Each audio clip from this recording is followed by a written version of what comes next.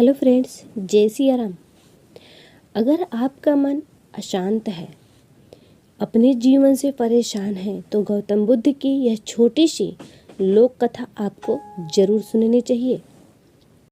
कथा के अनुसार एक दिन गौतम बुद्ध से मिलने एक पंडित अपने शिष्यों के साथ उनके पास पहुंचा। पंडित बहुत जोश में था। वह बुद्ध से सारे प्रश्न पूछना चाहता था। बुद्ध के सामने पहुंचकर पंडित ने कहा कि मुझे आपसे बहुत सारे प्रश्न पूछने हैं। आप अभी मेरे प्रश्नों के उत्तर दें। बुद्ध ने कहा कि मैं तुम्हारे सारे प्रश्नों का उत्तर अवश्य दूंगा, लेकिन तुम्हें मेरी एक बात है जो आपको माननी है। पंडित ने कहा, ठीक है, बताइए आपकी क्या बात है। इस पर बुद्ध ने कहा कि तुम्हें 1 साल तक मौन व्रत धारण करना होगा। उसके बाद जो भी तुम प्रश्न पूछना चाहते हो पूछ सकते हो।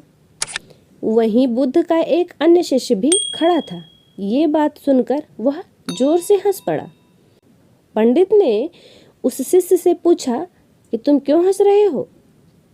इस पर बुद्ध के शिष्य ने जवाब दिया कि कुछ साल पहले मैं भी आपकी ही तरह यहाँ इनके पास आया था। मेरे साथ भी मेरे अनेक शिष्य थे। तब तथागत ने मुझे भी यही बात कही थी जो आपको बोला। 1 साल पहले मेरे पास कोई प्रश्न ही नहीं थे।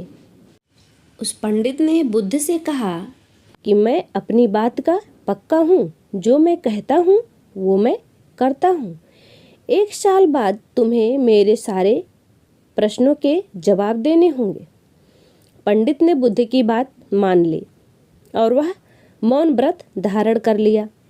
धीरे धीरे मौन रहने की वजह से उस पंडित के मन से जो सारे प्रश्न थे वो उसके मन से उतरने लगे। उस प्रश्न को वह भूलने लगा।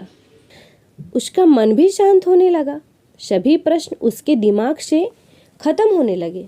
1 साल बीत गए। तब वह पंडित बुद्ध जी के पास गया। तब बुद्ध जी ने उससे कहा, अब तुम अपने सारे प्रश्न मुझसे पूछ सकते हो। ये बात सुनकर पंडित भी जोर से हंसा और कहा, 1 साल पहले आपके शिष्य ने सही कहा था कि 1 साल बाद कोई प्रश्न ही नहीं बचेगा पूछने के लिए।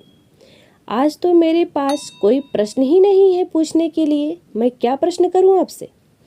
इस पर बुद्ध ने कहा कि जब किसी व्यक्ति का मन शांत नहीं है, उसके मन में ढेरों सारे प्रश्न उठते हैं। उसके मन में ढेरों सारी परेशानियां बनी रहती हैं। मन की एक अवस्था में प्रश्न होते हैं, बहुत सारे प्रश्न होते हैं, और दूसरी अवस्था में उत्तर होते हैं। झूठ की वजह से हमारा मन उत्तर की अवस्था तक पहुंच ही नहीं पाता। मौन की वजह से हमारा मन दूसरी अवस्था में पहुंच जाता है, जहां हमारे पास सिर्फ उत्तर ही उत्तर होते हैं। जय सिया राम।